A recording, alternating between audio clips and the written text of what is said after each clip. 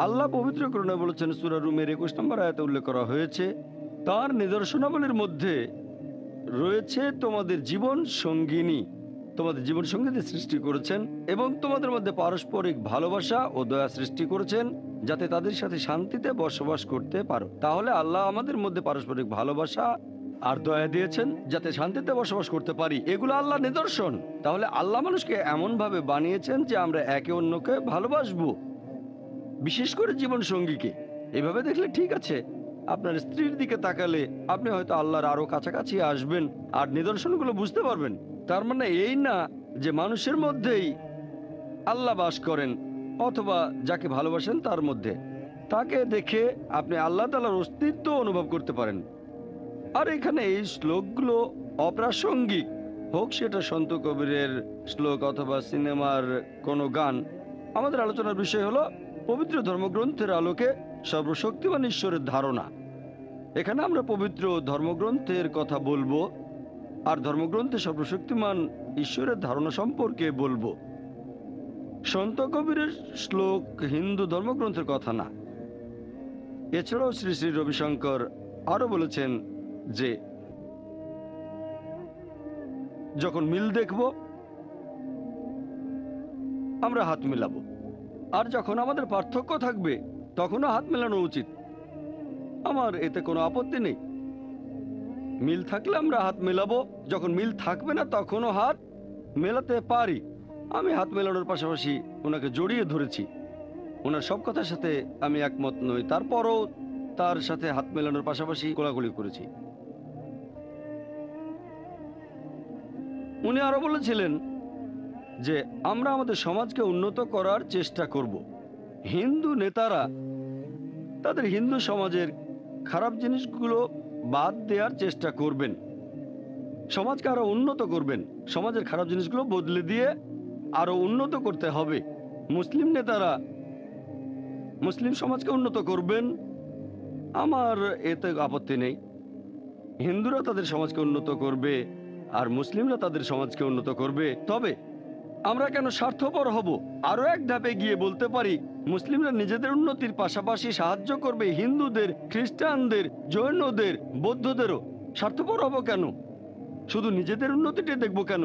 ইসলাম গুরুত্বপূর্ণ, তবে ইসলামের পাশাপাশি দাওয়া দেওয়াটাও গুরুত্বপূর্ণ। আল্লাহ পবিত্র কোরআনে বলেছেন, সূরা নাহলের 125 নম্বর আয়াতে উল্লেখ করা হয়েছে, উদু ইলা সাবিলি রাব্বিকা বিল হিকমা ওয়াল মাউযিজাতিল হাসানা ওয়াজাদিল বিল্লাতি আহসান। মানুষকে তোমার প্রতিপালকের পথে আহ্বান করো হিকমত ও সদুপদেশ দ্বারা, তাদের সাথে তর্ক করো, তাদের যুক্তি দেখাও সবচেয়ে উত্তম ও গ্রহণযোগ্য পন্থায়। ইসলামের পাশাপাশি আমাদের দাওয়াও দিতে হবে, কারণ আমরা পৃথিবীর সব মানুষই একে অন্যের ভাই। পবিত্র কোরআনে সূরা হুজুরাতে 13 নম্বর আয়াতে উল্লেখ করা হয়েছে, ইয়া আইয়ুহান নাসু ইন্না খালাকনাকুম মিন যাকরিন ওয়া উনসা ওয়াজআলনাকুম শুউবান ওয়া কাবাইলা লিতাআরাফু ইন্নাকাল মুমিনুল্লাহ ইয়াতকাকুম ইন্নাল্লাহু আলিমুন খাবীর। হে মানুষ জাতি, আমি তোমাদের সৃষ্টি করেছি এক পুরুষ ও এক নারী হতে, তারপর ভাগ করেছি বিভিন্ন জাতি ও গোত্রে, এজন্য নয় যে তোমরা পরস্পরকে ঘৃণা করবে, যাতে পরস্পরের সাথে পরিচিত হতে পারো এবং আল্লাহ তাআলার কাছাকাছি সেই ব্যক্তির মর্যাদা যার রয়েছে তাকওয়া। একজন মানুষ আরেকজনের চেয়ে বড় হবে, এর মানদণ্ডটা অর্থ সম্পদ নয়, তার বয়স না, তার লিঙ্গ না, তার গোত্র না, অথবা জাতি নয়। এটা হলো তাকওয়া, অর্থাৎ আল্লাহ তাআলাকে মেনে চলা, ধার্মিকতা এবং ন্যায়নিষ্ঠতা।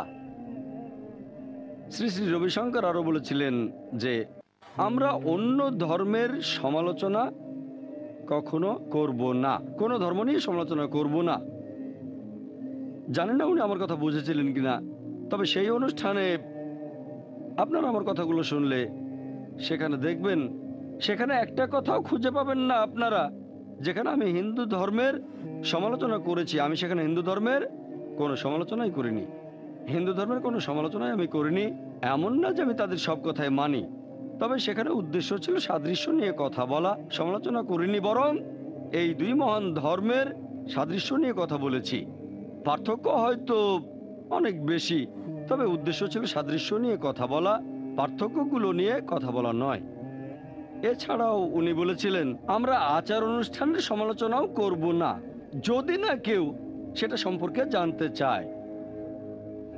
তার মানে উনি বলতে চাচ্ছেন সমালোচনা করা যাবে যদি কেউ সেটা সম্পর্কে আপনার কাছে জানতে আসে।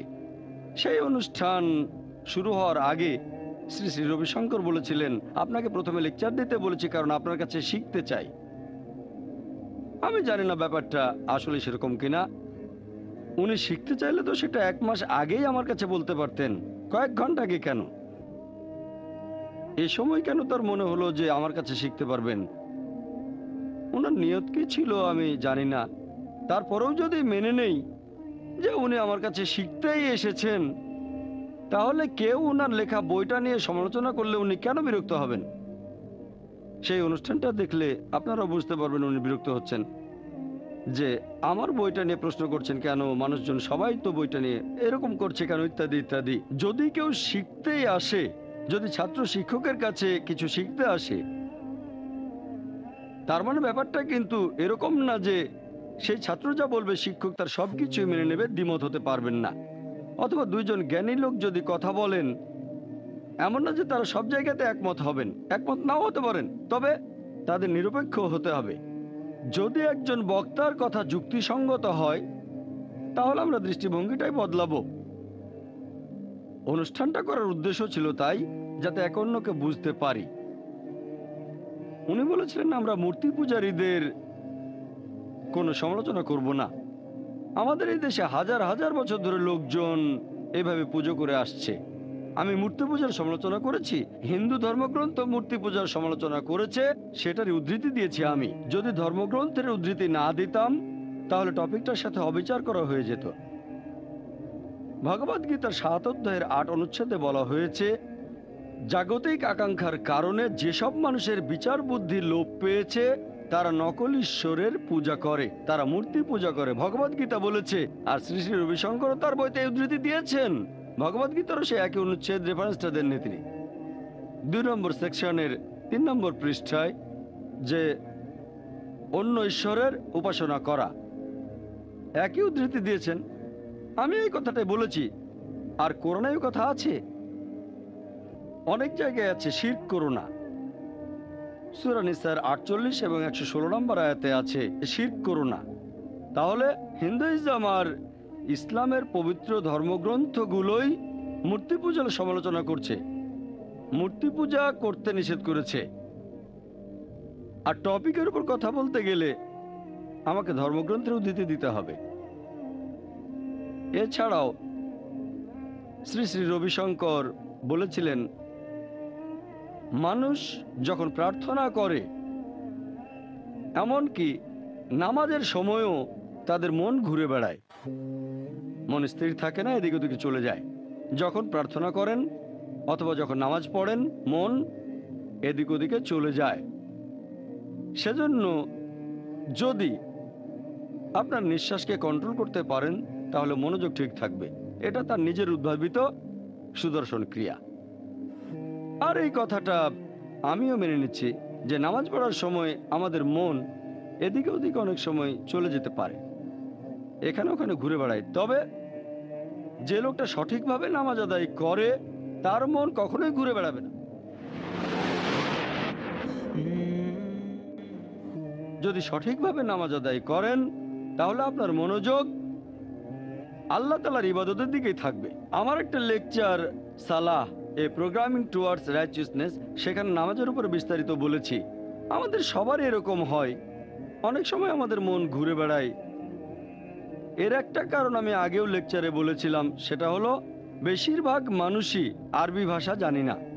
নামাজের সময় আরবিতে যে সূরা পড়ছি, অনেক সময় দেখা যায় সেটার অর্থ জানি না, তাই মন ঘুরে বেড়ায়। সেজন্য নামাজের সময় আমরা আরবিতে কোরআনের যে সূরা অথবা যে দোয়া পড়ব, তখন যদি সেটা বুঝতে পারি অথবা অন্য কোনো ভাষায় যদি অনুবাদটা মনে থাকে, হতে পারে ইংরেজিতে, হতে পারে হিন্দি অথবা উর্দু অথবা বাংলা, তাহলে হয়তো মন ঘুরে বেড়াবে না। তবে আমাদের মনটা এরকমই, আপনি আরবিতে সূরা পড়লেন, তার অর্থ জানেন, তারপরও মন ঘুরে বেড়াতে পারে। কিন্তু যদি অর্থটার উপরে মনোযোগ দেন, তাহলে ইনশাল্লাহ আপনার মন ঘুরে বেড়াবে না, কারণ দুটো জিনিসের উপর একসাথে 100% মনোযোগ দিতে পারবেন না। তাহলে যদি সঠিকভাবে নামাজ পড়েন, আরবি ভাষা জানলে তো কোনো সমস্যা নেই, আরবি না জানলে অন্তত অর্থটা বোঝার চেষ্টা করেন, সেটার উপরে মনোযোগ দেন। যদি অর্থটার উপরে মনোযোগ দেন, ইনশাল্লাহ আপনার মন ঘুরে বেড়াবে না। যদি সঠিকভাবে নামাজ আদায় করেন খুশহুর সাথে, তাহলে আপনার মন ঘুরে বেড়াবে না। শ্রী শ্রী রবিশঙ্কর এই ব্রিদিং টেকনিকের জন্য বেশ বিখ্যাত, সুদর্শন ক্রিয়া। তিনি আরো বলেছিলেন, আমি আজকে এত মানুষের সামনে আসতে পেরে খুবই আনন্দিত হয়েছি। প্রায় লাখখানেক মানুষ এখানে, এত বড় সমাবেশ, খুব খুশি হয়েছেন। ধর্মগ্রন্থ পড়ে শোনাতেও তিনি খুশি হয়েছিলেন বেশ। আর প্রত্যেক মানুষ অন্য ধর্মের পবিত্র ধর্মগ্রন্থ সম্পর্কে কিছুটা জ্ঞান রাখবে, এটাই স্বাভাবিক। আমিও এখানে একমত। তবে তিনি বললেন যে আমরা এখানে অন্য কোনো ধর্মের সমালোচনা কখনো করব না। আমার লেকচারে কথা কখনোই বলিনি। আল্লাহ পবিত্র কোরআনে বলেছেন, সূরা আনামের 108 নম্বর আয়াতে উল্লেখ করা হয়েছে, আল্লাহকে ছেড়ে তারা যাদের ডাকে তাদের তোমরা গালি দিও না, কেননা তারা অজ্ঞানতাবশত আল্লাহ তাআলাকেই গালি দেবে। তোমরা তাকে কোনো গালি দিও না আল্লাহকে ছেড়ে তারা যার উপাসনা করে, কেননা তারাই সীমা লঙ্ঘন করে অজ্ঞানতাবশত আল্লাহ তাআলাকে গালি দিয়ে বসবে। আমরা বিনা কারণে অন্য কোনো ধর্ম নিয়ে সমালোচনা করব না। কিন্তু খেয়াল করেন, সমালোচনা না করার কথা বলে আসলে কিন্তু উনি সমালোচনা করছেন। তাহলে উনি নিজেই নিজের যুক্তিটা মানছেন না। তিনি সবাইকে বলছেন সমালোচনা করবেন না, এভাবে তিনি সমালোচনা করছেন, নিজের বলা নিয়মটা নিজেই মানছেন না তিনি। আরো বলেছিলেন যে যুক্তি, এই যুক্তি হতে পারে 3 প্রকারের। এই 3টা নামও বললেন তিনি। প্রথমটা হচ্ছে তর্ক, দ্বিতীয়টা হচ্ছে বিতর্ক, আর 3 নম্বরটা হচ্ছে কুতর্ক। উনি কুতর্কের একটা উদাহরণও দিলেন যে ধরেন একটা দরজা অর্ধেক বন্ধ আছে, এটার মানে দরজাটা অর্ধেক খোলা। এখন কেউ যদি বলে দরজাটা অর্ধেক বন্ধ অর্থাৎ খোলা অর্ধেক, তার মানে এই না যে আপনারা বলবেন দরজাটা পুরোপুরি বন্ধ, তাহলে সেটা পুরোপুরি খোলা। এটাকে উনি বলেছেন কুতর্ক ওনার মতে। আমার মতে এটাকে সহজ ভাষায় বলতে গেলে আমি বলবো অযৌক্তিক। উনি বললেন কুতর্ক, আমি বলবো অযৌক্তিক। যদি কেউ বলে দরজাটা অর্ধেক বন্ধ, তার মানে অর্ধেক খোলা, কিন্তু এমন না যে দরজাটা পুরোপুরি বন্ধ মানে পুরোপুরি খোলা। এই যুক্তিটা আসলে নেওয়া হয়েছে অঙ্কের সমীকরণ থেকে। ধরেন আমি বললাম a সমান b, তাহলে 2a সমান 2b, 10a সমান 10b। যদি আমি বলি যে 1 টাকা দিয়ে একটা পেন কিনতে পারবো, তাহলে 10 টাকা দিয়ে কিনতে পারবো আমি 10টা পেন। এটা হলো ম্যাথমেটিক্সের ইকুয়েশন, সমীকরণ, স্কুলে শিখেছিলাম, সহজ ব্যাপার। তবে এটাকে সেই জায়গায় প্রয়োগ করতে পারবেন না যেখানে জিনিসগুলো বিপরীত। যদি এভাবে যুক্তি দেন যে অর্ধেক বন্ধ মানে অর্ধেক খোলা, সাধারণত এইভাবে যখন সমীকরণ লেখা হয় যে 2a সমান 2b অথবা 2x সমান 2y, সেখানে একটা কমন হর থাকে 2 ডিভাইডেড বাই 2, তাহলে x সমান y, অথবা a সমান b। যদি 2a সমান 2b হয়, 2 দিয়ে ভাগ করেন, তাহলে a সমান b। আর 2x সমান 2y, 2 দিয়ে ভাগ করেন, তাহলে পাবেন x সমান সমান y। এখন যদি কোনো কিছুকে অযৌক্তিক বলতে চান, আগে যুক্তি দিয়ে দেখান যে সেটা অযৌক্তিক। শুধু মুখে অযৌক্তিক বললে কিচ্ছু হবে না। আপনি হয়তো বুঝতে পারছেন এখানে কোনো একটা সমস্যা আছে। অর্ধেক খোলা মানে অর্ধেক বন্ধ, তার মানে পুরোপুরি খোলা আর বন্ধ নয়। আমরা বুঝতে পারছি যে সমস্যা আছে, কিন্তু যদি সেটা যুক্তি দিয়ে প্রমাণ করতে পারেন, শুধু মুখে অযৌক্তিক বললে কোনো কাজ হবে না। হতে পারে সেটাই সত্যি, তবে অন্য মানুষ হয়তো সেটা মানবে না। তাই মানুষকে কনভিন্স করার জন্য যদি কেউ অযৌক্তিক কোনো কিছু বলে, আপনাকে যুক্তি দিয়ে সেটা প্রমাণ করে দেখাতে হবে। শুধু মুখে বললে সবাই মানবে না। যেমন ধরেন কেউ হয়তো বলল 2 যোগ 2 সমান 3, অথবা কেউ বলল 5 যোগ 5 সমান 8। যুক্তি দিয়ে দেখাবেন এটা ভুল, মুখে বললে হবে না। আপনি তাকে এভাবে বলতে পারেন 5 টাকা দেন, আরো 5 টাকা দেন, এই নেন 8 টাকা, অথবা দুটো 2 টাকার নোট দেন আর এই নেন 3 টাকা। সে বলবেন না। তাহলে আপনাকে পাল্টা উদাহরণ দেখাতে হবে, যুক্তি দিয়ে প্রমাণ করতে হবে যে তার কথাটা ভুল। তা না হলে অন্য মানুষ হয়তো আপনার কথা মানবে না। এমনিতে আমরা শুনে বুঝতে পারছি দরজা অর্ধেক খোলা মানে অর্ধেক বন্ধ, কিন্তু পুরো খোলা মানে পুরো বন্ধ না। তবে অঙ্কের মধ্যে এরকম সমীকরণ আছে। আমাদের এখানে বুঝতে হবে যে এই অঙ্কের সমীকরণের নিয়মটা দরজার ক্ষেত্রে প্রয়োগ করা যাবে না। 1 নম্বর পয়েন্ট। এরকম খোলা বা বন্ধ এগুলো অ্যাবস্ট্রাক্ট। দ্বিতীয়ত, জিনিসটা যদি বিপরীত হয় সেখানে তখন নিয়মটা খাটবে না। যেমন ধরেন কেউ হয়তো বলল অর্ধেক বন্ধ সমান সমান হচ্ছে অর্ধেক খোলা। এখন যদি দুই সাইডকেই অর্ধেক দিয়ে ভাগ করি বা 2 দিয়ে গুণ করি, তাহলে আমরা পাবো বন্ধ সমান খোলা। এটা সত্যি না। অর্ধেক দিয়ে ভাগ করলে অর্ধেক অর্ধেক কাটাকাটি, অথবা 2 দিয়ে গুণ করলেও তাই, তার মানে বন্ধ সমান খোলা। এটা কি সত্যি? সবাই বলবে যে না। এই ধরনের ব্যাপারগুলো সম্পূর্ণ বিপরীত। অথবা ধরেন আমি বললাম যে গ্লাসটা অর্ধেক খালি, তার মানে অর্ধেক ভর্তি। তাহলে কিন্তু এমন না যে পুরো ভর্তি সমান খালি। অর্ধেক খালি সমান অর্ধেক ভর্তি, তার মানে এই না যে পুরো ভর্তি সমান পুরো খালি, কারণ এটাও অ্যাবস্ট্রাক্ট ব্যাপার। তাছাড়া এরা বিপরীত। বন্ধ খোলা বিপরীত শব্দ, খালি ভর্তিও বিপরীত শব্দ। আসলে এখানে এই নিয়মটা খাটবে না, কারণ এর বিপরীত। বিপরীত জিনিসের ক্ষেত্রে অঙ্কের নিয়ম হলো পুরো সমষ্টি থেকে যদি একটা বিয়োগ করেন তাহলে বিয়োগফলটা হবে অন্য বিপরীত জিনিসটা। যেমন ধরেন যদি আমি বলি অর্ধেক বন্ধ সমান অর্ধেক খোলা, এখানে লজিক্যাল ফর্মুলাটা হলো 1 মাইনাস একটা জিনিস সেটার সমান হবে বিপরীত জিনিসটা। এখন 1 মাইনাস কতখানি বন্ধ? অর্ধেক। তাহলে অর্ধেক খোলা মানে অর্ধেক বন্ধ। কিন্তু সেটা যদি কোয়ার্টার খোলা থাকে, 1 মাইনাস 1/4 3/4, কোয়ার্টার খোলা মানে 3/4 বন্ধ। পুরো খোলা মানে 1 বিয়োগ 1 সেটা কত? 0। তাহলে পুরো খোলা মানে 0 বন্ধ, তার মানে বন্ধ না। অঙ্কের এই ফর্মুলাটা উনি ভুল জায়গায় প্রয়োগ করেছেন। একটা সাধারণ মানুষও বুঝতে পারবে যে এটা ঠিক না, হয়তো পাল্টা যুক্তি দেখাতে পারবে না। শ্রী শ্রী রবিশঙ্করের এই কুতর্কের কথাটা অনেক আগেই ওনার বেশ কিছু ভিডিওতে শুনেছি, কিন্তু কোথাও উনি যুক্তি দিয়ে সেটা প্রমাণ করেননি। উনি বলেছেন কুতর্ক ঠিক নয়। উনি মুখে বলছেন কিন্তু যুক্তি দিয়ে প্রমাণ করছেন না। উনি বলছেন ঠিক না, শুনে মনে হচ্ছে যে কথাটা ঠিক।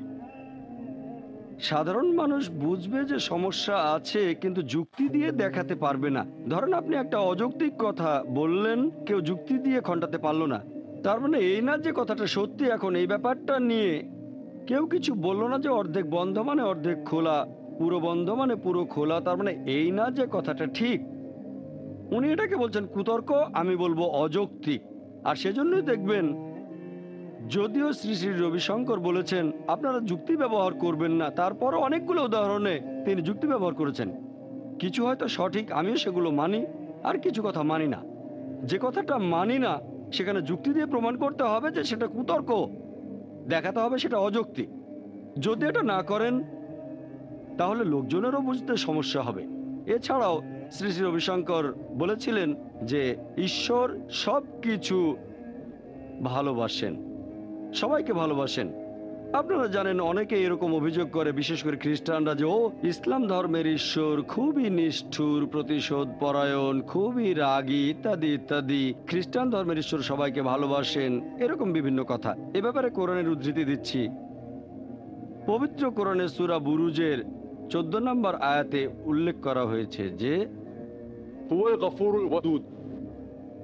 এবং আল্লাহ সুবহানাহু ওয়া তাআলা ক্ষমাশীল আর প্রেমময়। আল্লাহর একটা বৈশিষ্ট্য হলো ওয়াদুদ, ক্ষমাশীল, প্রেমময়। এই কথা আবারও আছে সূরা হুদের 90 নম্বর আয়াতে উল্লেখ করা হয়েছে যে আল্লাহ সুবহানাহু ওয়া তাআলা তিনি পরম দয়ালু এবং তিনি প্রেমে পরিপূর্ণ, তিনি ওয়াদুদ। আর পবিত্র কোরআনে এরকম অনেক জায়গায় আল্লাহ তাআলার ভালোবাসার কথা বলা হয়েছে। যেমন ধরেন সূরা মাইদার 13 নম্বর আয়াতে উল্লেখ করা হয়েছে যে দয়াবানদেরকে আল্লাহ ভালোবাসেন। পবিত্র কোরআনের সূরা মাইদার ৪২ নম্বর আয়াতে উল্লেখ করা হয়েছে যে আল্লাহ ন্যায়পরায়ণদের ভালোবাসেন। এছাড়াও সূরা মাইদা ৯৩ নম্বর আয়াতে উল্লেখ করা হয়েছে যে আল্লাহ ভালোবাসেন সৎকর্মপরায়ণদের। এরকম পবিত্র কোরআনে অনেক জায়গায় বলা হয়েছে যে আল্লাহ সুবহানাহু ওয়া তাআলা এইসব মানুষকে ভালোবাসেন। এভাবে দেখলে হ্যাঁ, আল্লাহ ক্ষমাশীল, আল্লাহ প্রেমময়। বলেছিলেন মুস্কুরাও, হাসুন। মানুষ রেগে যায়, রাগ হলো সস্তা। রাগকে দামি করে ফেলেন আর হাসিকে সস্তা করে ফেলেন। উনি এই কথাটা তার বিভিন্ন লেকচারে বলেছেন, সেদিনের অনুষ্ঠানেও বলেছিলেন যে রাগকে সস্তা করবেন না, রাগকে দামি করে ফেলেন। আমি বলবো সেদিনের অনুষ্ঠানেও একথা বলেছিলাম যে হাসিটাকে ফ্রি করে দেন, সস্তা কেন? ফ্রি করে দেন। আমাদের নবীজি সাল্লাল্লাহু আলাইহি সাল্লাম বলেছেন যে মুখের হাসিটাও এক ধরনের বদান্যতা, এজন্য সওয়াবও পাবেন, হাসুন। উনি আরও বলেছেন যে এমন না যে রাখবেন না, কিন্তু কোনো অন্যায় হতে দেখলেও আপনি রাখবেন কিভাবে? কারণ রেগে গেলে নিজের প্রশান্ত ভাবটা হারিয়ে ফেলবেন নিজের কন্ট্রোল। উনি ঠিকই বলেছেন, যখন আমরা রেগে যাই নিজের উপর কন্ট্রোলটা চলে যেতে পারে, প্রশান্ত ভাবটা চলে যেতে পারে। উনি এই কথা বলেছেন। তারপর দর্শক যখন ওনার বইটা নিয়ে প্রশ্ন করলো, শ্রী শ্রী রবিশঙ্কর রেগে গেলেন। এ কারণে তিনি প্রশান্ত ভাবটা হারিয়ে ফেলেন। আমি অনেক কিছুর উত্তর দিতে চাচ্ছিলাম, কিন্তু কোরআনের একটা আয়াত মেনে চলেছি। ইন্নাল্লাহ মা সাবরি, নিশ্চয়ই আল্লাহ ধৈর্যশীলদের সঙ্গে আছেন। সূরা বাকারার ১৫৩ নম্বর আয়াতে আল্লাহ বলেছেন, ইন্নাল্লাহ মা সাবরিন, নিশ্চয়ই আল্লাহ ধৈর্যশীলদের সঙ্গে আছেন। আমি ধৈর্য ধরেছি, আমি সবর করেছি। অনেক কিছুর উত্তর দিতে চেয়েছিলাম, কিন্তু ১ নম্বর সময় কম ছিল, ২ নম্বর টপিকের বাইরে, ৩ নম্বর যদি উত্তর দিতাম আশঙ্কা করছিলাম শ্রী শ্রী রবিশঙ্কর হয়তো এখান থেকে চলে যেতে পারেন।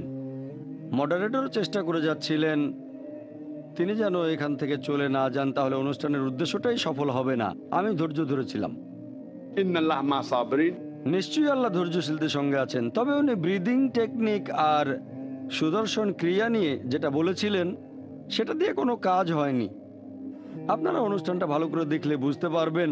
উনি মডারেটরের সাথে বিভিন্ন বিষয় নিয়ে কথা বলছিলেন, তারপর বিরক্ত হয়ে উনি আমার কথার মধ্যে বাধা দিলেন। দুবারের লেকচার আর পরে উত্তর দেওয়ার সময় বেশ কয়েকবার বাধা দিয়েছেন। আর আমি বলেছি ইন্নাল্লাহ মা'আস সাবিরিন, নিশ্চয়ই আল্লাহ ধৈর্যশীলদের সঙ্গে আছেন। সুদর্শন ক্রিয়া দিয়ে সেখানে কোনো কাজ হয়নি। সেই ব্রিদিং টেকনিক দিয়ে তিনি নিজেকে শান্ত রাখতে পারেননি। সরি, আমাকে তো এখানে সত্যি কথাটা বলতে হবে। আমি আগেও বলেছিলাম, সেই অনুষ্ঠানেও বলেছিলাম, আল্লাহ পবিত্র কোরআনে বলেছেন, পবিত্র কোরআনে সূরা ইসরার ৮১ নম্বর আয়াতে উল্লেখ করা হয়েছে, ফাকুল জাআল হক ওয়া যাকাল বাতিল ইন্নাল বাতিলা কানা যাহুকা। যখন সত্য এসে মিথ্যার সামনে দাঁড়ায়, মিথ্যা বিলুপ্ত হয়, কারণ মিথ্যা তার প্রকৃতিগত কারণে বিলুপ্ত হবে। এছাড়াও শ্রী শ্রী রবিশঙ্কর বলেছিলেন যে এমনকি অপরাধীদেরকেও, ক্রিমিনালদেরকেও সহানুভূতি দেখাতে হবে, তাদের ঘৃণা করবেন না। ঠিক আছে, আমরা অবশ্যই সহানুভূতি দেখাবো, কিন্তু ভুল করলে তাকে শুধরে দিতে হবে, সমালোচনা করতে হবে, আপত্তি জানাতে হবে। আর উনি তার একটা বইতে লিখেছেন, one god one truth one world. উনার লেখা একটা বই, one god one truth one world. বইটার ৬ নম্বর পৃষ্ঠায় তিনি লিখেছেন যে বিভিন্ন ধর্মের অনেক রীতিনীতি সেই সময়ের জন্য সঠিক ছিল, কিন্তু এখন হয়তো প্রাসঙ্গিক নয়। অনেক ধর্মের বিভিন্ন রীতিনীতি আছে যেগুলো সেই সময় প্রাসঙ্গিক ছিল, কিন্তু এখন সেগুলো প্রাসঙ্গিক নয়। তিনি উদাহরণও দিয়েছেন, যেমন পবিত্র কোরআন বলছে যদি কেউ চুরি বা ডাকাতি করে তার হাত কেটে ফেলতে হবে। এটা হয়তো এখনকার দিনে প্রাসঙ্গিক না। উদাহরণ দিয়েছেন, ওনার কাছে এরকম মনে হয়েছে। তবে ইসলাম ধর্মে আমরা যেটা মানি, অপরাধীদের প্রতি আমরা সহানুভূতি দেখাবো, একই সাথে ন্যায় বিচারও করতে হবে। ইসলাম আমাদের ভালো জিনিসটা বলার পাশাপাশি দেখিয়ে দেয় কিভাবে সেই ভালো অবস্থাটা অর্জন করতে হবে। সবগুলো ধর্ম, সবগুলো প্রধান ধর্মই বলছে তোমরা চুরি করো না। ইহুদি ধর্ম বলছে, খ্রিস্টান ধর্ম বলছে, ইসলাম ধর্ম একই কথা বলছে, কিন্তু ইসলাম দেখিয়ে দেয় কিভাবে সেই অবস্থা অর্জন করবেন, মানুষ চুরি করবে না। ইসলামে জাকাত দেওয়ার একটা নিয়ম আছে। যেসব ধনী লোকের সঞ্চয়ের পরিমাণ নিসাব লেভেলের উপরে থাকে 85 গ্রাম স্বর্ণের চেয়ে বেশি, তারা তাহলে প্রতি হিজরি সালে সেই সঞ্চয়ের 2.5% জাকাত হিসেবে দান করে দেবেন। প্রত্যেকটা ধনী লোক জাকাত দিলে পৃথিবীতে দারিদ্র্য বলে কিছুই থাকবে না। এই পৃথিবীর একটা মানুষও না খেয়ে মারা যাবে না। ইসলাম গরিবদের যত্ন নেবে, কেউ যেন চুরি না করে এটা নিশ্চিত করবে। তবে এই ব্যবস্থার পরও কেউ যদি চুরি করে, আল্লাহ পবিত্রকরণে বলেছেন সূরা মাইদার 38 নম্বর আয়াতে উল্লেখ করা হয়েছে, পুরুষ চোর কিংবা নারী চোর তাদের হাত কেটে ফেলা হবে। এটা আল্লাহ তাআলার পক্ষ হতে আদর্শ দণ্ড। প্রথমে ইসলাম বলছে চুরি করো না, তারপর চুরি প্রতিরোধের জন্য সবার দেখাশোনা করা হচ্ছে। গরিব লোককে দান করবে ধনী লোকেরা। ব্যাপারটা এমন না যে জাকাত দিয়ে তারা সাহায্য করছে, তাদের দায়িত্ব। এরপরও যদি কেউ চুরি করে তার হাত কেটে ফেলো। আর ব্যাপারটা এমন না যে কেউ যদি রুটি বা খাবার চুরি করে হাত কেটে ফেলা হবে। ইসলামিক নিয়মে একটা সীমা রয়েছে। যদি কেউ খাবার চুরি করে তার মানে সমস্যাটা আসলে সেই দেশের শাসকের, এটা সেই দেশের নেতাদের দোষ। লোকজন কেন না খেয়ে মারা যাবে, এক্ষেত্রে হাত কাটা হবে না। যদি সেই লোকটার ব্যাপারে যত্ন নেওয়া হয়, তারপরও আরামায়েশের জন্য চুরি করে, 5 স্টার হোটেলে থাকে, সিনেমা দেখতে যায়, অতিরিক্ত খরচ করে, তাহলে সেটা একটা সমস্যা। যদি অনেক টাকা চুরি করে, রুটি অথবা খাবার চুরি না, তাহলে হাত কেটে ফেলা হবে। প্রসঙ্গটা দেখতে হবে বিস্তারিত নবীজির হাদিসে। যদি শুধু মুখে বলেন চুরি করো না, তারপরে কেউ চুরি করলো, তাহলে আপনি কি করবেন? কেউ 1 লাখ টাকা চুরি করলো, আপনি সহানুভূতি দেখালেন, কোনো সমস্যা নেই, সে 2 লাখ টাকা চুরি করবে, তারপর 3 লাখ টাকা, তাহলে কি শাস্তি দেবেন? পারস্পরিক ভালোবাসা সেটাও কি থাকবে? মুখে বলা খুব সহজ। কেউ যদি শ্রী শ্রী রবিশঙ্করের ধন সম্পদ চুরি করে, উনি কি করবেন? সব মেনে নেবেন? ওনার অর্গানাইজেশনটা বেশ বড়, আর সেখানে কয়েকশো কোটি টাকার বাজেট, বড় অর্গানাইজেশন। প্রথমে দেখিয়ে দিতে হবে মানুষ কিভাবে ভালো অবস্থায় থাকবে, তারপর বলুন চুরি করো না। এরপরও যদি কেউ চুরি করে, যদি শান্তিতে ব্যাঘাত ঘটায়, তখন ইসলাম বলছে হাত কেটে ফেলা হবে। আর প্রত্যেক ধনী লোক তাদের সঞ্চয়ের 2.5% জাকাত হিসেবে দান করে দেবে। এই নিয়মের পরেও যদি কেউ চুরি করে, তার হাত কেটে ফেলা হবে। এই নিয়ম প্রয়োগ করলে চুরির হার কি বাড়বে, একই রকম থাকবে, নাকি কমে যাবে? কমে যাবে। এটাই বাস্তব আইন। শরিয়া প্রয়োগ করেন, ফল পাবেন। এই কারণেই পৃথিবীর মধ্যে যে দেশটাতে চুরি আর ডাকাতির হার সবচেয়ে কম, সেটা সৌদি আরব। তাদের পুলিশরা সুপারম্যান না, আইনটা এরকম, আল্লাহর আইন। কিন্তু তারা যদি এই আইনটাকে শিথিল করে, হাত কেটে ফেলা, তাহলে সাথে সাথে সেখানে চুরি ডাকাতির হার বেড়ে যাবে। মানুষ মনে করে সৌদি আরবে প্রতি 2 জনের মধ্যে 1 জনের হয়তো হাত নেই। আমি সৌদি আরবে অনেকবার গিয়েছি, তবে এখনো এমন কোনো লোক দেখিনি যার হাত কেটে ফেলা হয়েছে। চুরির অপরাধে হয়তো কিছু মানুষের হাত কাটা গেছে, তবে মানুষ যতটা কমন মনে করে ব্যাপারটা সেরকম না। একজন চোরের হাত কাটা দেখলে অন্য সবাই চুরি বন্ধ করে দেবে। এটাই প্র্যাকটিক্যাল আইন। শ্রী শ্রী রবিশঙ্কর বললেন, এই আইনটা আগে প্রয়োগ করা যেত, আর এখন যায় না। লজিক্যালি এটা এখনো প্রয়োগ করা যায়, এটাই হলো একমাত্র আইন। এর চেয়ে ভালো আইন আর থাকতে পারে না। চিন্তা করেন, সৌদি আরবে সোনার দোকানের লোক দরজা খোলা রেখে নামাজ পড়তে চলে যায়, শুধু একটা ফিতা বেঁধে রেখে, চুরি হয় না। সৌদি আরবে গেলে দেখতে পাবেন একটা ফিতা ঝুলিয়ে বোঝানো হচ্ছে দোকানটা এখন বন্ধ। সেখানে লক্ষ লক্ষ কোটি কোটি টাকার স্বর্ণ আছে, কিন্তু কেউ দোকানে ঢোকার সাহসও পায় না। কেন? কারণ হলো এই আইন। অন্যান্য সব জায়গায় দেখবেন ব্যাংকের ভেতরে গার্ড থাকে, বাইরে সিকিউরিটি গার্ড, তারপরও চুরি ডাকাতি হয়। এটাই বাস্তব আইন। কিন্তু যখনই এই আইনটা শিথিল করবেন, যে কোনো দেশে চুরি ডাকাতির হার বেড়ে যাবে। বাস্তবসম্মত আইন। যদি আইনটা প্রয়োগ করে একজন লোককে শাস্তি দেন, অন্যরা চুরি করবে না, আর এটা জনসম্মুখে করতে হবে। এটাই কোরআনের আইন, একেবারে রোজ কিয়ামত পর্যন্ত সব আইন। কেউ যদি বলে কোরআনের আইন আগে চলতে এখন না, আমি বলবো এটা তাদের জ্ঞানের অভাব। আর উনি শেষের দিকে বললেন, তখন উনি মডারেটরকে জিজ্ঞেস করছিলেন আমার হাতে কত সময় আছে। মডারেটর বললেন 33 মিনিট। তার মানে তিনি নির্ধারিত সময়ের অর্ধেকও কথা বলেননি। ওনাকে 63 মিনিটের মতো দেওয়া হয়েছিল, কারণ আমি 2-3 মিনিট বেশি বলেছিলাম। এর মিনিটখানেক পরে তিনি লেকচার শেষ করে বসে পড়লেন যে আমি 1 ঘন্টা ধরে কথা বলতে পারবো না। তবে যা বলতে চেয়েছিলাম আমি তার সব কিছুই বলে ফেলেছি। এরপর আমি বললাম, দেখবেন যে উনি ভালোবাসার কথা বলছেন কিন্তু ধর্মগ্রন্থের উদ্ধৃতি দিচ্ছেন না। কিছু সংস্কৃত শ্লোকও বলেছিলেন, দু একটা বাদে তার বেশিরভাগই টপিকের বাইরে। তাই সেই 10 মিনিটে আমার উত্তর দেওয়ার তেমন কিছু ছিল না। আমি ওনার টেকনিক ব্যবহার করলাম। تعالى إلى كلمة سواء بيننا وبينكم এসো সেই কথা যা তোমাদেরও আমাদের মধ্যে এক। ওনার এরকম কথা যাতে লোকজন ভুল না বোঝে, সেজন্য আমিও ওনার মতো করে বলেছি। সেটা উনি পছন্দ করেননি। আমি ভালোবাসার কথা বলেছি, আমি তাকে ভালোবাসি। উনি বললেন না, বেশি উপায় নেই। আমি বললাম উপায় না থাকলেও ভালোবাসতাম। তারপর ওনাকে জড়িয়ে ধরেছি, সেটাও উনি পছন্দ করেননি। তারপর স্টেজে এসে উনি বললেন শুধু মুখে ভালোবাসার কথা বলাটা যথেষ্ট নয়। তার মানে উনি আমার কথাটা বিশ্বাস করছেন না। শুধু মুখে ভালোবাসার কথা বললে হবে না, বাস্তবে প্রয়োগ করে দেখাতে হবে। উনি বলেননি যে আমাকে ভালোবাসেন, আমি তো অন্তত মুখে বলেছি। উনি সেটাও বিশ্বাস করছেন না। আমি তাকে ভালোবাসি মানবতার খাতিরে, আল্লাহ সুবহানাহু ওয়া তাআলার খাতিরে, যাতে করে উনি আল্লাহ তাআলার কাছাকাছি আসতে পারেন। এটা একমাত্র কারণ, অন্য কোনো কারণ নেই। এখনো তাকে ভালোবাসি, আল্লাহর কাছে দোয়া করে উনাকে হেদায়েত দেন। আমি ওনার মতো করে বলেছিলাম, তার মানে এই না যে সবাইকে বোকা বানাচ্ছিলাম, সত্য কথাই বলেছিলাম। খেয়াল করলে দেখবেন আমার লেকচারের সময় উনি উসখুস করছিলেন, উনি আমাকে বাধা দিচ্ছিলেন। তখন অনুষ্ঠানের মডারেটর তাকে বললেন আপনার সময় তো শেষ। উনি বললেন না না না। মডারেটর বললেন ঠিক আছে, জাকির নায়েকের শেষ হওয়ার পরে আপনি আরো 3 মিনিট সময় পাবেন। তখন তিনি শান্ত হলেন। উনি আরো 3 মিনিট কথা বললেন, যেটা অনুষ্ঠানের এজেন্ডাতে ছিল না। মডারেটর ওনাকে বেশ সুযোগ দিয়েছেন, এতে আমার কোনো আপত্তি নেই। মডারেটর চেয়েছিলেন অনুষ্ঠানটা যেন পণ্ড হয়ে না যায়। 3 মিনিট সময় পেলেন, সমস্যা নেই। তখন তিনি উত্তরে কিছু বলেছিলাম। এর সময় ওনার একটা কথা নিয়ে বলেছিলাম যে ভায়োলেন্স থাকার কোনো প্রয়োজন নেই, কোনো ধর্মে ভায়োলেন্সের শিক্ষা দেয় না, ইত্যাদি ইত্যাদি। ঠিক আছে, কোনো ধর্মে ভায়োলেন্সের শিক্ষা দেয় না, তবে মাঝে মধ্যে শান্তি প্রতিষ্ঠার জন্য ভায়োলেন্সের প্রয়োজন আছে। আর এটার সব ধর্মেই দেখতে পাবেন। হিন্দু ধর্মগ্রন্থ আর কোরআনের উদ্ধৃতি দিয়েছিলাম শেষ উপায় হিসেবে। আরো বলেছিলাম যে একজন বাবাকে দয়া দেখা থেকে নিষ্ঠুর হতে হয়। ছেলে যদি 9 তলা বিল্ডিং এর উপর থেকে লাফ দিতে চায়, বাবা বলবে লাফ দিও না, তারপর লাফ দিতে চাচ্ছে, তখন নিষ্ঠুর হতেই হবে তাকে। হয়তো বাবা ছেলেকে বকবে অথবা চড় মেরে দেবে। এই নিষ্ঠুরতা আসলে ভালোর জন্যই। ভায়োলেন্ট হচ্ছেন যাতে অন্য মানুষের উপকার হয়।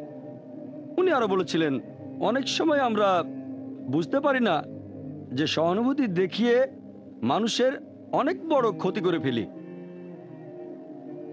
উনি একটা উদাহরণ দিয়েছিলেন যে কেউ যদি লাফ দিতে চায়, তাকে সাহায্য করতে চান, সমস্যা নেই, তবে তার ঘাড়ের উপরে পড়বেন না, তাহলে সে হয়তো মারা যাবে। এটা হলো কুতর্ক, অযৌক্তিক। আমি বলেছি বাবা ছেলেকে চড় মারবে, কখন বলেছে যে বাবা ছেলের ঘাড়ে লাফিয়ে পড়বে? বাবা ছেলের ঘাড়ের উপরে পড়তে চায় না, তবে বাবাকে সামান্য ভায়োলেন্স ব্যবহার করতে হতে পারে।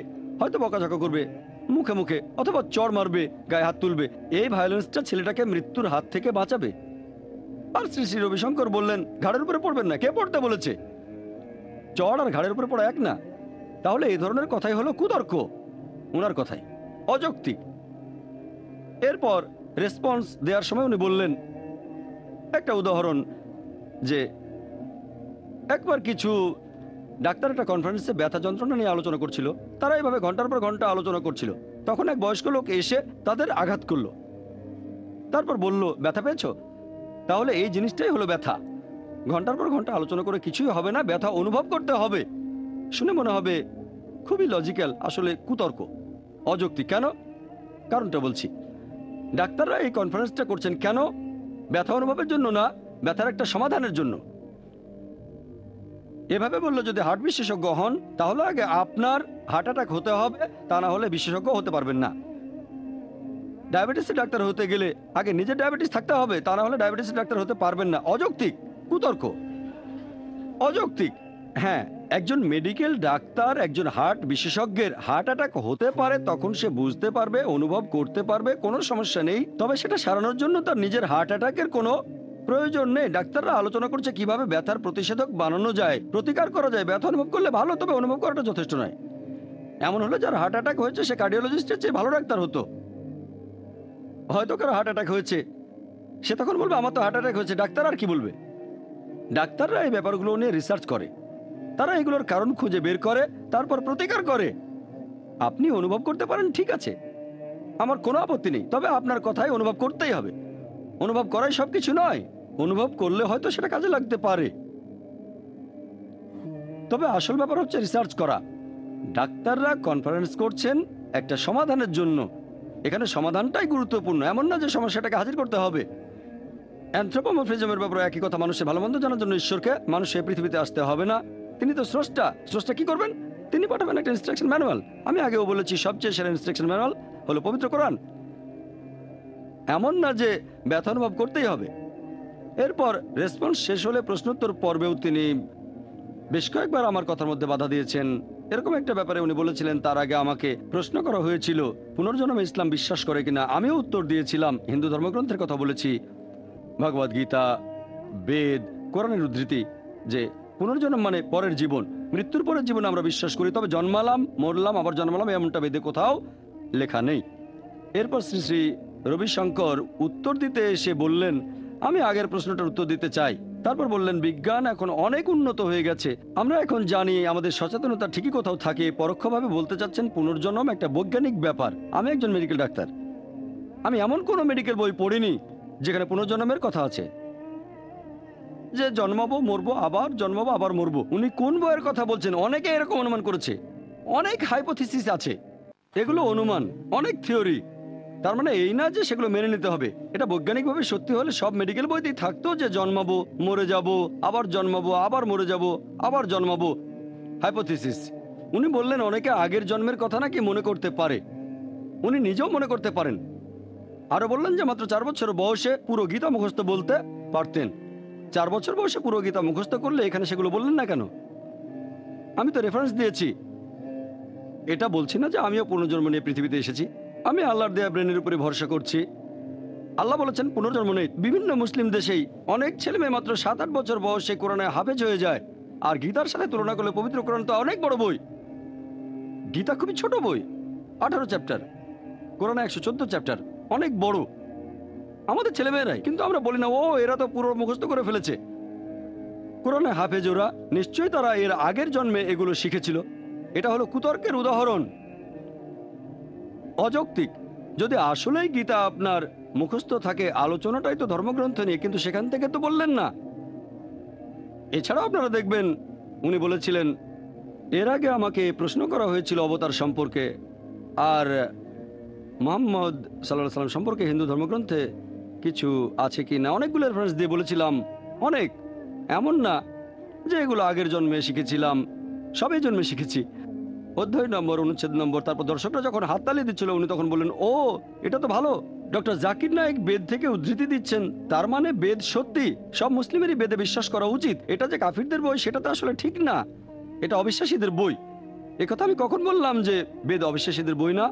আমি আসলে বেদের সেই অনুচ্ছেদগুলো বলেছি যেগুলো কোরআনের সাথে মিলে যায়। আমি যদি কোনো একজন মানুষের 2-3টা কথার সাথে একমত হই, তার মানে এই না যে তার সব কথাই আমি মেনে নেব।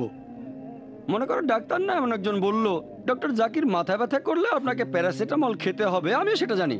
তার মানে এই না যে সে যক্ষার চিকিৎসাও করতে পারবে, অথবা অন্য যে কোনো অসুখের সঠিক চিকিৎসা করতে পারবে, অ্যাজমা অথবা ডায়াবেটিসের। সে তো ডাক্তার না। হ্যাঁ, মাথা ব্যথার ওষুধটা সে জানে প্যারাসিটামল, আর আমার জানা মতো এটা ঠিক।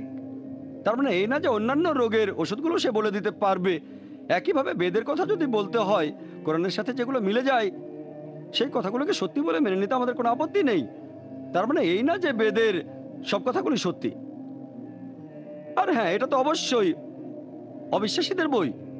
যদি শ্রী শ্রী রবিশঙ্কর ইসলাম গ্রহণ করেন তাহলে অবশ্য অন্য কথা, অন্যরাও যদি মুসলিম হয়ে যায়, তা না হলে অবিশ্বাসীদের বই।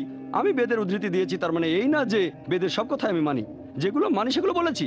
আমি বেদের আরো 1000টা অনুচ্ছেদ বলতে পারি যেগুলো মানি না, অনেক অনুচ্ছেদ আছে। তবে আমাদের উদ্দেশ্য সেটা নয়, উদ্দেশ্য ছিল সাদৃশ্য নিয়ে কথা বলা। আমি বেদের সেই কথাগুলো বলেছি যেগুলো কোরআনের সাথে মিলে যায়। আর ওনার বেশিরভাগ লেকচারেই আমি ওনার বেশ কয়েকটা ডিভিডি দেখেছি। সেই আলোচনার কয়েকদিন আগে যার সাথে বিতর্ক করব তার সম্পর্কে কিছুটা জানার জন্য ওনার বেশ কয়েকটা বইও পড়েছি, সবগুলো পড়িনি। আর ধর্মের কথা বলতে গিয়ে উনি একটা কথা বারবার বলেছেন। উনি বলেছেন যে ধর্ম হলো কলার খোসার মতো, আর আধ্যাত্মিকতা হলো সেই কলাটা। মানুষ কলার খোসাটা ধরে রাখে আর কলাটাকে ছুঁড়ে ফেলে দেয়। অনেকগুলো লেকচারে উনি এই কথাটা বলেছেন অনেকবার, যে ধর্ম হলো অনেকটা কলার খোসার মতো আর আধ্যাত্মিকতা হচ্ছে কলা। লোকজন কলার খোসাটা ধরে রাখে আর কলাটাকে ফেলে দেয়। তার মানে লোকজন ধর্মের রীতিনীতিগুলোকে মেনে চলে, আসল কথাগুলো তারা ভুলে যায়। কলাটা তারা ফেলে দেয় আর ধর্মের রীতিনীতিগুলোকে আঁকড়ে ধরে থাকে, কলার খোসাটাকে তারা আঁকড়ে ধরে থাকে, ধর্মের মূল কথাগুলো মেনে চলে না। উনি এই যুক্তি দিয়েছেন। এই কথাটাও হঠাৎ করে শুনে মনে হবে খুবই লজিক্যাল, আমার মতে এটা কুতর্ক। যদি ইসলামের দৃষ্টি থেকে বলতে হয় আর এ ধরনের অবস্থা হলে তার সাথে একমত হয়ে প্রমাণ করতে হবে কথাটা ভুল, প্রথমেই ভুল বললে কাজ হবে না। তাই বললাম ঠিক আছে, আমি মেনে নিলাম যে ধর্ম হলো কলার খোসার মতো, ধর্মের রীতিনীতি। কলাই হলো ধর্মের মূল কথা, আধ্যাত্মিকতা। উনি বললেন লোকজন খোসাটা ধরে রাখে, কলাটা ফেলে দেয়। তাদের কি করা উচিত? তারা খোসা ফেলে দিয়ে কলাটাকে ধরবে। ওনার কথা অনুযায়ী আমিও তার সাথে একমত হলাম যে ধর্ম হলো কলার খোসা আর আধ্যাত্মিকতা হলো কলা। তবে আপনারা যদি কলাটা পাকার আগেই খোসাটা ফেলে দিয়ে কলা ধরে থাকেন তাহলে কলা পচে যাবে। খোসার কাজ হলো না পাকা পর্যন্ত সেটাকে রক্ষা করা। যদি কলাটা পাকার আগেই তার খোসাটা ছিলে ফেলেন আর সেটাকে ফেলে দিয়ে কলাটাকে ধরে রাখেন তাহলে কলা পচে যাবে। হয় কাঁচা কলা খেয়ে ফেলতে হবে, হজম করতে কষ্ট হবে, অথবা যদি খোসা ছাড়া কলাটাকে ধরে রাখেন তাহলে সেটা পচে যাবে। আমি বলবো খোসা সহ কলাটাকে ধরে রাখেন আপনি। আমাদের মুসলিমদের জন্য কলা হলো আখিরাত, জান্নাত।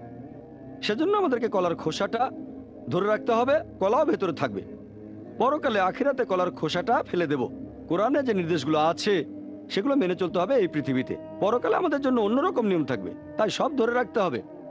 আল্লাহ কোরআনে বলেছেন ওয়াতাসিমু বিহাবলিল্লাহি জামিআ। আল্লাহর রজ্জু শক্ত করে ধরো, পরস্পর বিচ্ছিন্ন হয় না। তাহলে খোসাটা ধরে রাখতে হবে যতক্ষণ না কলাটা পাকে, সেটা হলো আখিরাত।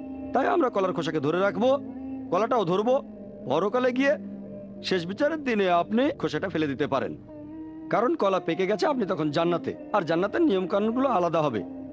যদি কলাটা পাকার আগেই খোসাটা ফেলে দেন তাহলে কলার আসল স্বাদটা আপনি পাবেন না, হয় সেটা কাঁচা খেতে হবে, নয়তো কলাটা পচে যাবে।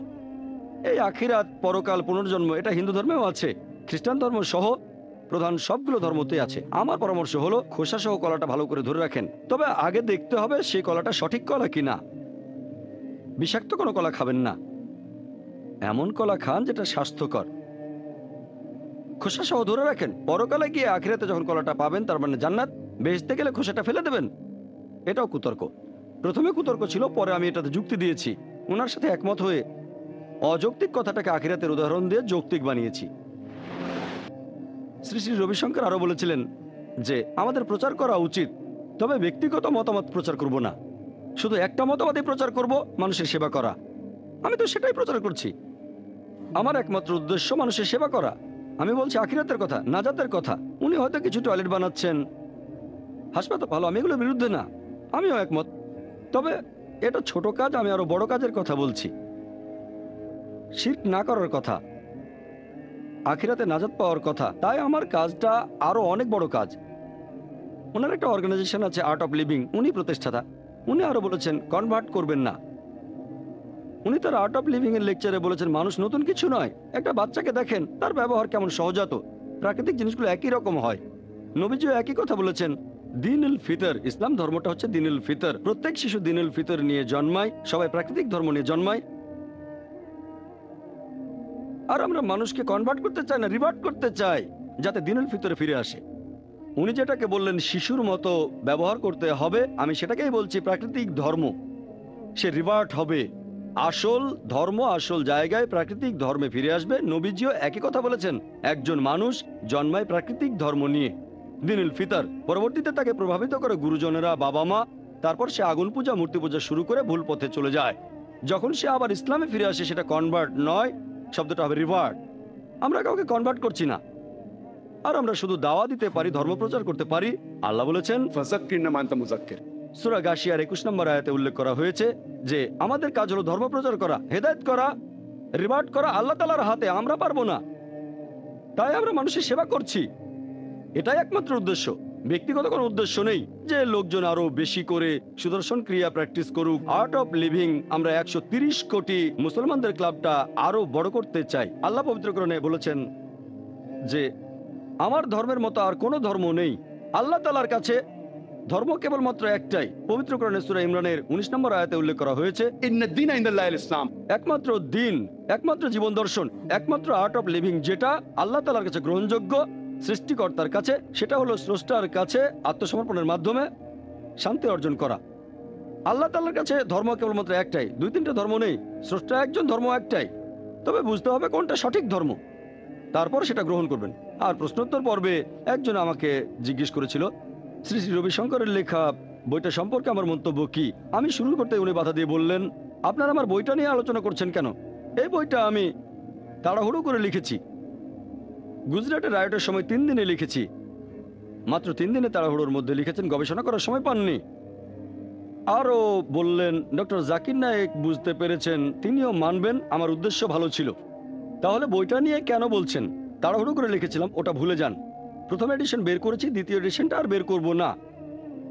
আমিও মানি ওনার বইটা পড়েছি, উনি আসলে মুসলিমদের কোনো ক্ষতি বা ছোট করতে চাননি। তার উদ্দেশ্য ছিল এই 2 ধর্মের মানুষকে একত্রিত করা। উদ্দেশ্য অবশ্যই গুরুত্বপূর্ণ, তবে উদ্দেশ্যটাই সব নয়। উদ্দেশ্য ভালো থাকলেও তো মানুষের ক্ষতি হতে পারে। আমি কম্পারেটিভ রিলিজনের ছাত্র, ভুলগুলো বুঝতে পারবো, কিন্তু সাধারণ মুসলিমরা যদি এই বইটা পড়ে শ্রী শ্রী রবিশঙ্করের লেখা, তাহলে রায়ট বেঁধে যাবে।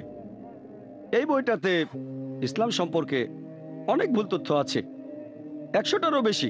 32 পৃষ্ঠায় 100টারও বেশি ভুল। ঘন্টার পর ঘন্টা কথা বলা যায়, সেটা অবশ্য এখন করবো না। 32 পৃষ্ঠার বইয়ের ভুল নিয়ে কয়েক ঘন্টা কথা বলা যায়। তবে আমি বলবো ওনার উদ্দেশ্য ভালো ছিল। উনি নাকি তাড়াহুড়ো করে লিখেছিলেন। চিন্তা করেন, প্রশ্নোত্তর পর্বে কেউ প্রশ্ন করলে কয়েক সেকেন্ডের ভেতরে উত্তর দিতে হবে, মাত্র কয়েক সেকেন্ড, 4-5 সেকেন্ড। 4-5 সেকেন্ডের মধ্যে উত্তর শুরু করছি। উত্তরটা হয়তো 5-6 মিনিট ধরে দিলাম। এখন আমি যদি সেখানে তাড়াহুড়ো করে হিন্দু ধর্মকে ছোট করে কিছু বলে ফেলি, তাহলে কি রায়ট বেঁধে যাবে না? ভুল বললে ঝামেলা হবে। ধর্ম নিয়ে কিছু বলে সঠিক হতে হবে। তাড়াহুড়ো করি বা না করি, আপনাকে তাড়াহুড়ো করতে কে বলেছে? তারপরে হয়তো মুখে ভুল বলা যায়, কিন্তু বই লেখা, আমি যদি মুখ ফসকে কিছু বলে ফেলি ক্ষমা পেতে পারি। তাড়াহুড়ো করে কিছু বললাম সেটাও, কিন্তু বই লেখাটা একেবারে জলজান্ত প্রমাণ। তারপর বলছেন এটা গবেষণা করে লেখেননি, এটা ঠিক না। যদি একজন মানুষ ইসলাম আর হিন্দু ধর্মের সাদৃশ্যগুলো না জানে, তার এটা নিয়ে কথা বলা উচিত না। এটা ভালো দিক যে বইটার কারণে কোনো ঝামেলা হয়নি। তবে বইটা এদেশের অনেক বড় ক্ষতি করতে পারে। এখানে এত বেশি ভুল আছে, আর উনিও মেনে নিয়েছেন যে বইটাতে ভুল আছে, তাই এই বইটা তার বিক্রি করা উচিত না। এটা এখনো আর্ট অফ লিভিংয়ে বিক্রি করা হয়। আমি কয়েকদিন আগে তাদের কাছ থেকে এটা কিনেছি। যদি উনি জানেন যে এটা ভুল, হাজারখানেক বইয়ের দাম আর কত হবে। ওনার এখন নিশ্চিত করা উচিত যে বইটা যেন আর বিক্রি করা না হয়। তারপরও বিক্রি করার মানে উনি মেনে নিয়েছেন ভুল আছে এটাতে। আর উনি গরিব নন, যথেষ্ট ধনী। হাজারখানেক বইয়ের দাম আর কত হবে। তবে একটা ব্যাপার, আলহামদুলিল্লাহ, উনি সবার সামনে স্বীকার করেছেন যে বইটাতে ভুল আছে। আমি আগে এই ভুলগুলোর কয়েকটাকে বলেছিলাম, অন্য ভুলগুলো নিয়ে বলার সময় আপত্তি জানালেন। আমিও দেখলাম উনি মেনে নিয়েছেন যে কথাগুলো ভুল। আমি আর মন্তব্য করব না, বসে পড়েছিলাম। আমি প্রশ্ন উত্তর দেইনি। তবে আমার মনে হয় কিছু ব্যাপারে আলোচনা করা উচিত, কারণ বইটা এখনো বিক্রি করা হচ্ছে। বইটার লেখক খুব বিখ্যাত একজন লোক, ইন্ডিয়ার সবচেয়ে বিখ্যাত হিন্দু গুরুদের মধ্যে একজন। তাই ইনশাল্লাহ বইটা নিয়ে কথা বলবো, তবে খুব বেশি সময় বলবো না। বিস্তারিত বলতে গেলে কয়েক ঘন্টা লেগে যাবে। আমি কয়েক মিনিটের মধ্যেই বইটার প্রধান ভুলগুলো নিয়ে আলোচনা করব। কয়েকটা আগের লেকচারে বলেছিলাম, সেগুলো এখানে সংক্ষেপে বলবো। শ্রী শ্রী রবিশঙ্কর তার এই বইতে লিখেছেন, Hinduism and Islam the common thread, 1 নম্বর পৃষ্ঠায় একেবারে ভূমিকাতে লিখেছেন যে কোরআন বলছে তোমরা কাফিরদের মেরে ফেলো। কোরআনে কথাটা আছে, তবে এটার একটা প্রসঙ্গ আছে। এ ব্যাপারে আমি আগেও বলেছি। সূরা তাওবার 5 নম্বর আয়াতে এটা উল্লেখ করা আছে। উনি সেখানে রেফারেন্স দেননি। প্রসঙ্গটা হলো সে সময় মুসলিম আর মক্কার মুশরিকদের মধ্যে একটা শান্তি চুক্তি হয়েছিল, আর মুশরিকরা চুক্তির শর্ত ভেঙেছিল। তারপর যুদ্ধক্ষেত্রে আল্লাহ বলেছেন শত্রু দেখলে ভয় পেও না, তাকে মেরে ফেলো। এটা যুদ্ধের ময়দানের কথা, অন্য জায়গার কথা না। আর অনেকে লাভ দিয়ে 7 নম্বরে চলে যান, কারণ 6 নম্বরে উত্তরটা আছে। কিন্তু তারা যদি শান্তি চায়, আশ্রয় চায়, তাহলে শুধু আশ্রয় দেবে তা নয়, নিরাপদ আশ্রয়ে পৌঁছে দেবে। এই কথাটা আমি অনেক লেকচারে বিস্তারিত বলেছি, সেদিনের প্রশ্নোত্তর পর্বেও।